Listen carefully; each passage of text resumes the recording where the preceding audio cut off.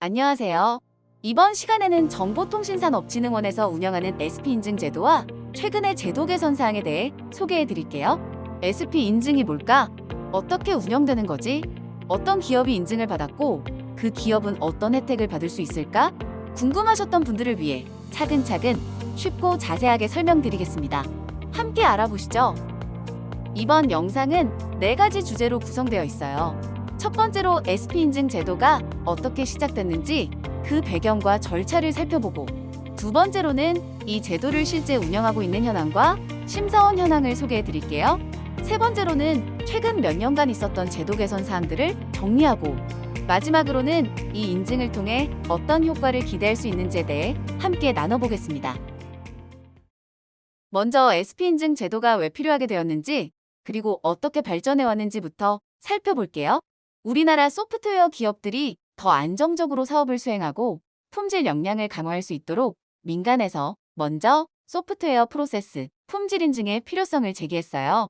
그 결과로 2009년에 품질 인증 제도가 공식적으로 시행되었고요.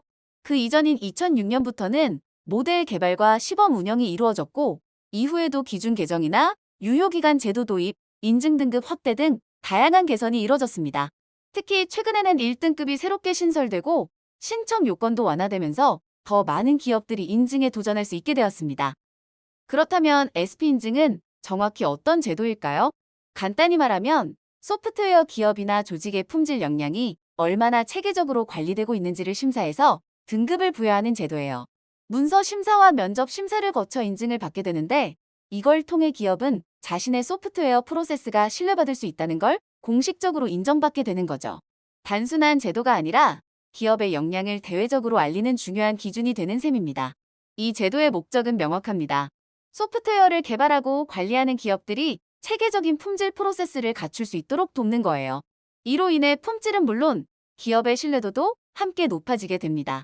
또한 이 제도는 소프트웨어 진흥법에 기반하고 있기 때문에 공공사업 등에서 인증을 받은 기업에 대한 우대 조항도 존재합니다. SP 인증에서 평가하는 기준은 단순하지 않습니다. 기업의 소프트웨어 품질 역량을 구체적인 활동 영역으로 나누어 꼼꼼히 살펴보죠. 총 5개 영역으로 나뉘어 있는 기준을 바탕으로 실제 프로젝트 수행 역량이 어느 수준인지 평가하게 되는데요. 그 결과에 따라 1등급, 2등급, 그리고 3등급으로 인증을 받게 됩니다. 1등급은 프로젝트 개발 영역에서 기초적인 품질 관리 체계를 갖춘 조직에게 부여되며, 2등급은 프로젝트 단위에서의 품질 역량이 일정 수준 이상인 경우, 3등급은 기업 전체의 조직적 품질 관리 능력이 체계적으로 운영되고 있다는 점을 인정받는 경우에 해당합니다. 특히 1등급은 최근 새롭게 신설된 등급으로 스타트업이나 중소기업도 보다 쉽게 인증을 받을 수 있도록 문턱을 낮춘 것이 특징입니다. SP 인증 절차는 신청부터 인증서 발급까지 순차적으로 진행되지만, 중간에는 여러 단계가 동시에 병렬적으로 진행됩니다. 먼저 기업이 인증 신청서를 제출하면 인증기관이 접수를 확인하고 신청관리비 납부 안내를 합니다. 이후 본격적인 심사 단계로 넘어가는데요. 이때부터는 심사계획 수립, 계약 체결, 심사비 납부, 수검 준비가 거의 동시에 진행되어, 기업은 인증기관의 안내에 따라 품질관리 문서를 정비하고 인터뷰 준비 등을 하게 되고, 약속된 일정에 따라 현장 심사가 진행됩니다. 심사가 끝나면 결과보고서를 바탕으로 인증 여부가 결정되고, 기준을 통과하면 공식 인증서가 발급됩니다. 이번에는 SP 인증 신청 요건에 대해 알아보겠습니다. 먼저 심사 대상 범위입니다. 심사 대상은 기업이나 조직이 해당됩니다. 다음은 심사 대상 사업입니다. 심사 대상 사업이란 소프트웨어 개발 과정의 각 단계와 절차를 거쳐 수행한 사업 중 심사 범위에 포함되는 모든 사업을 말합니다. 마지막으로 심사 대상 사업의 수행 기간과 사업 수입니다. 심사 대상 사업은 종료된 지 2년이 지나지 않은 소프트웨어 개발 프로젝트가 2개 이상이어야 합니다. 단, 연장의 경우 프로젝트 수는 조정이 가능합니다.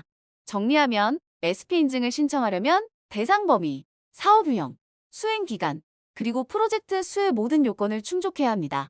자, 이렇게 신청 요건을 충족하고 인증을 준비할 때쯤이면 많은 기업들이 인증받으려면 비용이 얼마나 들지? 하고 궁금해 하시는데요. 이번에는 SP 인증 수수료와 지원 제도에 대해 안내해 드릴게요. SP 인증에는 총 3가지 비용이 들어갑니다. 바로 신청 관리비, 인증 심사비, 그리고 직접 경비예요. 먼저 신청 관리비는 행정 처리 비용입니다. 신규 신청 시에는 150만 원, 연장 심사는 20만 원으로 비교적 고정된 금액이에요. 두 번째는 인증 심사비인데요. 심사원이 실제로 기업을 심사하러 나갈 때 들어가는 인건비라고 생각하시면 됩니다. IT 품질 관리자와 감리사 평균 임금 등을 기반으로 산출되며 투입된 심사원 수와 심사 기간에 따라 달라져요. 그리고 마지막은 직접 경비입니다. 이건 심사원들이 현장을 방문하면서 발생하는 교통비, 숙박비, 식비 같은 실비 항목이에요. 기업의 위치에 따라 유동적으로 산정됩니다. 그렇다면 이 비용 전부 기업이 부담해야 할까요? 다행히도 중소기업을 위한 심사비 지원 제도가 마련되어 있어요. SP 인증을 최종 획득한 중소기업의 경우 납부한 인증 심사비의 50%를 연말에 환급받을 수 있습니다. 단, 이 지원은 예산이 소진되기 전까지만 가능하기 때문에 인증 신청 전 미리 인증기관에 문의해 보시는 걸 추천드려요. 그리고 인증을 받고 나서 유효기간은 얼마인지도 궁금하실 텐데요. 이번에는 현장 심사 기간과 유효기간 및 연장 제도에 대해 설명드릴게요. 먼저 현장 심사 기간부터 살펴볼게요. SP 인증은 등급에 따라 심사 일수가 달라집니다. 가장 최근에 신설된 1등급은 2일, 2등급은 4일, 3등급은 5일 정도 소요돼요. 물론 실제 인증서가 발급되기까지의 전체 기간은 기업이 언제 심사를 받겠다고 요청하느냐에 따라 달라질 수 있습니다. 예를 들어 신청하자마자 바로 심사를 받겠다고 하면 빠르게 진행되지만 1에서 2개월 뒤로 일정을 잡게 되면 그만큼 인증 확정도 늦어지겠죠. 다음은 인증 유효기간과 연장제도입니다. SP 인증을 새로 받으면 기본 유효기간은 3년입니다. 이후 연장 심사를 통해 최대 2년씩 2번까지 연장할 수 있어서 최장 7년간 동일한 인증을 유지할 수 있습니다. 단, 유효기간을 연장하려면 조건이 있어요. 기업은 매년 1회 이상 품질활동 실적 보고서를 제출해야 하고요. 유효기간 만료 3개월 전부터 연장 신청을 해야 원활하게 심사가 진행될 수 있어요.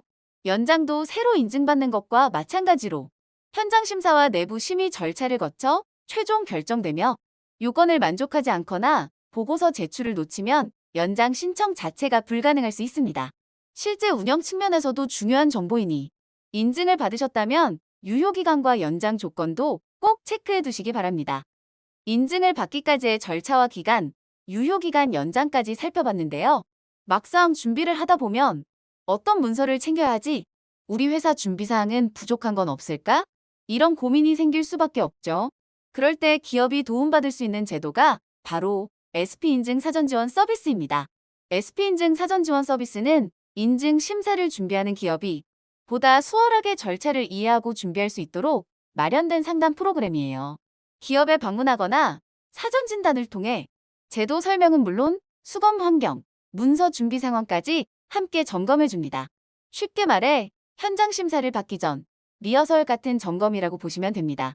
진단 항목도 실무적으로 꽤 구체적이에요. 제도 이해 부족, 사업 선정 기준 모호, 심사 문서 준비 미흡 같은 부분부터 실제 사용할 사무 공간과 회의실 확보 여부까지 확인해 줍니다. 특히 SP 인증을 처음 도전하는 기업이라면 이 사전 지원 서비스를 꼭 활용해 보시는 걸 추천드려요. 현장 심사에서 흔히 발생할 수 있는 실수들을 미리 잡아주고 기업 입장에서도 우리 준비가 어느 정도인지 객관적으로 점검할 수 있거든요. 지금까지 인증 절차와 사전 지원 서비스까지 함께 살펴봤는데요. 이번에는 실제로 이 SP 인증이 어떻게 운영되고 있는지, 즉 인증기관의 활동 현황과 심사 및 인증 실적은 어떤지 확인해 보겠습니다. SP 인증 제도는 2009년부터 본격적으로 운영되기 시작했는데요. 지금까지 누적 기준으로 총 338건의 심사가 진행되었고 이 중 248건이 인증을 획득했습니다. 연도별로 보면 최근 몇 년 사이에 인증 수요가 크게 증가하고 있는 게 눈에 띕니다. 이는 제도 자체가 점점 더 기업 현장에 자리 잡고 있고 공공사업에서의 우대 효과나 품질 역량 강화 측면에서 실효성이 높다는 것을 보여주는 지표라고 볼 수 있어요. SP 인증 획득 기업 리스트는 SP 인증 관리 포털 홈페이지에서 확인할 수 있습니다. 홈페이지에 접속한 후 SP 인증 속에 SP 인증 기업 현황을 선택하면 인증을 받은 기업들의 목록을 조회할 수 있습니다. 현재 SP 인증 심사원은 총 66명, 이 중 선임 심사원 10명, 일반 심사원은 56명으로 구성되어 있습니다. 심사원들은 다양한 현장 경험을 바탕으로 엄정한 절차를 통해 선발되는데요. 일반 심사원은 보통 소프트웨어 엔지니어링 경력 5년 이상 또는 프로젝트 관리, 프로세스 컨설팅 경력 3년 이상의 실무 경험이 있는 분들이 대상입니다. 교육과 선발 시험을 거쳐 자격을 갖추게 됩니다. 선임 심사원은 그보다 더 엄격한 조건으로 최근 5년 내 SP 인증 심사 경력 10회 이상, 그리고 엔지니어링 10년 또는 프로젝트 관리, 컨설팅 경력 5년 이상의 경험이 요구됩니다. 즉, 인증의 신뢰성과 객관성을 확보하기 위해 전문성과 경력이 검증된 인력만이 심사에 참여할 수 있도록 체계가 마련되어 있는 거죠. 지금까지는 인증 심사를 수행하는 인력과 그 운영 현황을 살펴보셨고요. 이제는 SP 인증 제도가 어떤 방향으로 개선되고 있는지 법제도 측면에서 함께 알아보겠습니다. 먼저 2021년 12월에 진행된 1차 제도 개선입니다. 당시에는 중소 소프트웨어 기업들의 개발 능력 향상을 위해 SP 인증 제도가 운영되고 있었지만 실제 3등급 인증을 받아도 제도적 혜택이 부족했고 높은 수준 요구로 인해 실질적인 취득이 어렵다는 목소리가 많았습니다. 특히 2등급과 3등급 간의 제도적 혜택 차이가 거의 없다 보니 굳이 높은 비용과 시간을 들여 3등급을 받을 필요성을 느끼지 못한다는 목소리도 있었고요. 이런 배경 속에서 중소 소프트웨어 기업들도 보다 실질적인 인증 참여가 가능하도록 개선이 이루어진 거예요. 개선 방향의 핵심은 크게 두 가지입니다. 첫째, 3등급 인증 기준이 일부 완화되었습니다. 기존에는 CMMI 레벨 4에서 5 정도의 수준이 기준이었는데 이제는 CMMI 레벨 1부만 충족하면 인증 가능하도록 조정됐습니다. 특히 레벨 4, 5에서 요구되던 정량적 관리 같은 고난도 항목은 제외되어 보다 현실적인 수준에서 인증이 가능해졌습니다. 또한 가점 등급별 차이를 명확히 하기 위해 기술성 평가에서 3등급, 2등급, 미획득 간 점수 차이를 명시해 기업들이 등급 획득에 따른 실질적 혜택을 체감할 수 있도록 개선되었습니다. 제도 개선 방안에 따라 관련 내용은 법령에도 반영되었습니다. 소프트웨어진흥법 제21조 제4항에는 국가기관, 지방자치단체 또는 대통령령으로 정하는 공공기관 등이 소프트웨어 사업을 추진할 때 소프트웨어 품질 향상을 위해 SP 인증을 받은 기업을 우대할 수 있도록 규정하고 있습니다. 이 조항에 따라 실제 많은 발주기관들이 입찰 평가 시 SP 인증 보유 기업에 가산점을 부여하고 있는데요. 이는 인증을 통해 검증된 품질 역량을 가진 기업들이 우선 선정될 수 있도록 하기 위함입니다. 결국 SP 인증을 보유한 기업이 입찰 경쟁에서 신뢰를 얻고 사업의 품질을 높이는 데 기여할 수 있다는 것이죠. SP 인증은 단순한 심사를 넘어 공공 소프트웨어 사업의 품질을 지켜내는 기준이 되고 있습니다. SP 인증을 획득하면 기업이 받을 수 있는 실질적인 혜택이 많아집니다. 첫 번째, 소프트웨어 기술성 평가에서 가점 부여. SP 인증을 획득한 기업은 소프트웨어 기술성 평가에서 5점 이내로 가점을 받을 수 있습니다. 이는 공공기관의 정보 시스템 구축 사업과 계약 평가에서도 중요한 요소로 작용하며 SP 인증을 보유한 기업이 공공사업에서 더욱 유리한 입지를 가질 수 있도록 지원하는 제도입니다. 두 번째, 국방연구개발 사업자 선정 시 인센티브 제공. SP 인증을 획득한 기업은 국방연구개발 사업자 선정 시 가점을 받을 수 있습니다. 방위사업청 및 국방 관련 기관에서는 SP 인증 보유 여부를 평가 요소로 반영하고 있으며 무기체계 연구개발 사업 참여 시 인증이 중요한 경쟁력이 될 수 있습니다. 세 번째, 소프트웨어 하도급 계약 적정성 평가 시 가산점 부여. 공공 소프트웨어 사업에서는 하도급 계약의 적정성을 평가할 때 SP 인증 기업에게 2점의 가산점이 부여됩니다. 이를 통해 SP 인증 기업이 보다 유리한 계약 조건을 확보할 수 있도록 지원하고 있습니다. 이번에는 2023년 6월에 운영된 제도 개선의 주요 내용과 개선 방향을 함께 살펴보겠습니다. 먼저 추진 배경부터 보면 SP 인증 제도는 소프트웨어 품질 역량 확보를 위한 좋은 제도이지만 실제 현장에서는 여전히 중소기업 입장에서 인증받기엔 부담이 크다는 의견이 많았습니다. 특히 인증에 드는 노력과 비용이 만만치 않다 보니 많은 스타트업이나 소규모 기업들은 도전조차 어려운 상황이었죠. 이러한 현실을 반영해서 SP 인증 제도를 사용자 중심에서 다시 설계하고 개선할 필요성이 제기되었고 그 결과 다양한 개선안이 도출되었어요. 개선 방향은 크게 세 가지입니다. 첫째, 인증 체계 개선입니다. 스타트업이나 소규모 기업도 부담 없이 진입할 수 있도록 등급 체계를 새롭게 조정했고 그 결과로 2025년부터 1등급이 신설되었고 기존 2등급과 3등급보다 더 간소화된 기준으로 설계되어 진입 장벽을 낮췄습니다. 둘째, 인증 절차 간소화입니다. 그동안 인증 신청 시 제출 서류가 많고 인증 절차가 복잡하다는 의견이 많았는데요.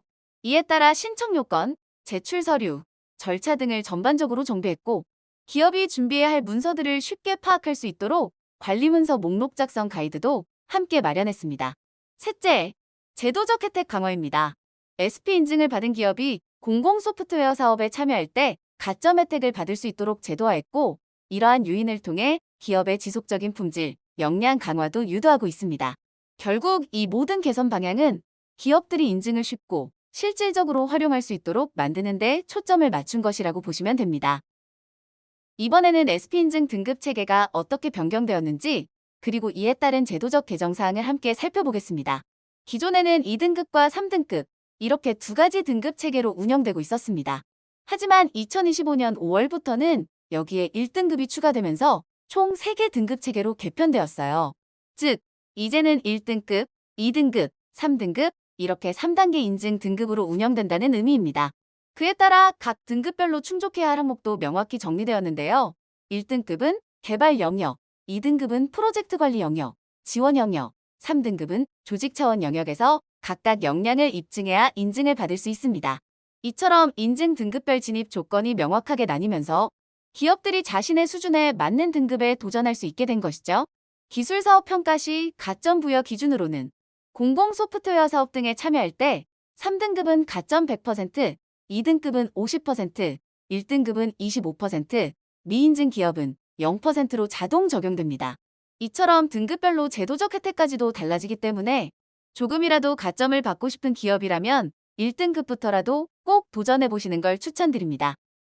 SP 인증을 준비하시면서 참고하실 수 있는 자료 모음은 저희 SP 인증 포털에서 다운로드 하실 수 있습니다. 인증 기준이나 심사 준비 가이드, 안내 리플렛까지 다양하게 준비되어 있고요. 특히 관리문서 목록 작성 가이드는 2025년 5월에 새롭게 추가된 자료로 기업이 어떤 문서를 준비해야 하는지 쉽게 정리되어 있는 유용한 자료입니다. 필요하신 자료는 언제든 포털에서 받아보실 수 있으니 꼭 활용해보세요. 2024년 소프트웨어 진흥법 개정을 통해 형벌 규정이 완화되었습니다. 그동안 소프트웨어 진흥법에서는 행정상 위반에도 형벌이 적용되는 경우가 있었습니다. 하지만 2022년 규제혁신전략회의를 통해 국민의 생명과 안전에 직접 영향을 미치지 않는 단순 행정 위반은 형벌이 아닌 행정제재로 전환하는 방향으로 개정이 추진되었습니다. 이전까지는 법 위반 시 최대 500만 원의 벌금이 부과되었지만 이번 개정으로 벌칙 조항이 폐지되었습니다. 대신 정보보호관리체계 인증과 유사한 기준을 적용해 1,000만 원의 과태료가 신설되었습니다. 이 개정을 통해 기업들의 불필요한 형사 처벌 부담을 덜고 보다 실효성 있는 제재가 이루어질 것으로 기대됩니다. 이번에는 SP 인증을 통해 기대할 수 있는 효과와 이를 바탕으로 제도적 우대가 어떻게 이루어지고 있는지 말씀드리겠습니다. 먼저 SP 인증과 같은 품질 프로세스를 도입하면 제작업률은 평균 54% 감소, 제품 품질은 평균 70% 향상, 생산성은 평균 54% 개선, 결함 억제력은 평균 23% 향상, 개발 속도는 평균 38%까지 증가하는 것으로 나타납니다. 저희는 이러한 효과를 객관적으로 검증하기 위해 매년 연말 성과조사를 실시하고 있으며 이를 통해 SP 인증 제도의 실효성을 분석하고 우수 사례를 지속적으로 발굴하고 있습니다. 현장에서도 긍정적인 반응이 이어지고 있습니다. SP 인증을 통해 품질 향상은 물론 고객 신뢰와 기업 내부의 자신감까지 크게 높아졌다는 평가가 나왔습니다. 특히 인증을 유지하면서 장기적으로 경쟁력을 확보하고 있다는 사례도 다수입니다. 이처럼 많은 기업들이 SP 인증의 효과를 직접 체감하고 있는 가운데 과학기술정보통신부도 공문을 통해 SP 인증 기업에 대한 우대 협조를 각 부처에 요청하고 있습니다. 실제로 평가 항목 반영, 가점 부여 등 제도적 개선을 통해 SP 인증 기업이 더욱 유리한 환경에서 사업을 수행할 수 있도록 지원하고 있습니다. 이러한 제도적 지원은 실제 평가 항목에도 반영되고 있습니다. 먼저 하도급 가점 부여 기준에서 최근 3년 내 소프트웨어 관련 인증을 보유한 경우 최대 2점의 가점을 받을 수 있습니다. 또한 정량평가에서도 입찰 시 품질 인증 점수로 최대 2점까지 받을 수 있어 공공사업 수주 경쟁력 확보에 실질적인 도움이 됩니다. 이외에도 다양한 프로젝트 지원 항목에서 SP 인증은 우대 요소로 활용되고 있습니다. 품질 보증 계획, 시험 운영, 교육 훈련, 하자 보수 등 평가 항목에서 인증 보유 여부가 평가 기준으로 포함되며 제출된 품질 보증 계획에 SP 인증이 반영될 경우 추가 가점도 받을 수 있습니다. 그렇다면 실제로 얼마나 많은 사업에서 SP 인증이 활용되고 있을까요? 2024년 기준 전체 소프트웨어 사업 중 약 8% 수준에서 SP 인증 우대가 적용되었습니다. 특히 하도급 가점, 품질 보증 평가 항목 등 다양한 형태로 평가에 반영되고 있으며 앞으로 적용률이 더욱 확대될 수 있도록 제도 개선과 기업 참여가 병행되어야 할 시점입니다. SP 인증은 앞서 말씀드렸듯이 제도적으로도 다양한 우대가 적용되고 있으며 최근에는 1등급이 신설되면서 기업들이 보다 쉽게 인증을 받을 수 있도록 문턱도 낮췄습니다. 기업 여러분께서는 적극적으로 참여해 주시고 발주기관에서도 실제 사업에 적용해 주신다면 SP 인증 제도가 더욱 활성화되어 우리 산업 전반의 품질 수준이 한층 높아질 수 있을 것입니다.